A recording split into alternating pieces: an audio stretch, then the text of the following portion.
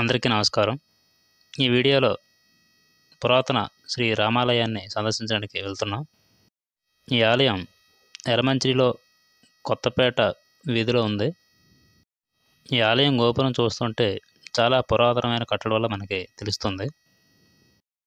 ఈ ఆలయాన్ని చాలాసార్లు మనం బయట నుంచి చూసినప్పుడు దీన్ని శివాలయం అనుకునేవాడిని. ఆలయం లోపలికి వెళ్ళాక తెలిసింది ఇది రామాలయం అని. ఈ ఆలయ నిర్మాణాన్ని ఒకసారి మీరు గమనిస్తే ఉపమాకలో ఉన్నటువంటి శ్రీ రామాలయాన్ని పోలి ఉంటుంది.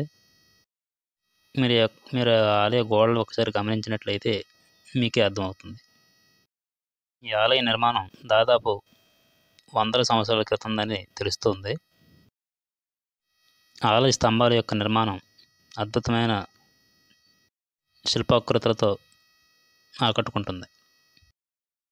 ఆలయం యొక్క మండపం వద్ద ఉన్నటువంటి స్తంభాలు అద్భుతమైన శిల్పాకృతులతో ఆకట్టుకుంటున్నాయి. ఈ ఆలయం యొక్క గోపురాన్ని బట్టి మనం గమనించినట్లయితే ఇది చాళుక్యుల నాటి కట్టడం అయి ఉండొచ్చని ఒక అంచనాకు రావచ్చు. అలాగే ఈ ఆలయం పక్కన శివాలయం కూడా ఉంది. ఆ ఆలయం కూడా చాలా పురాతనమైనదిగా చెప్పవచ్చు. ఇక్కడ ఈ రెండు దేవాలయాలు కూడా ఒకదానికొకటి అనుసంధానం చేయబడి ఉంటాయి. ఆ విధంగా ఈ రెండు దేవాలయాలను ఒకేసారి దర్శించినట్లయితే శివకేశవులిద్దరిని అంటే శివుడు విష్ణువుని ఒకేసారి దర్శించిన అవకాశాన్ని మనం పొందవచ్చు. ఈ శివాలయాన్ని అంతా కూడా కొత్తగా నిర్మిస్తున్నట్లు మనం తెలుసుకోవచ్చు.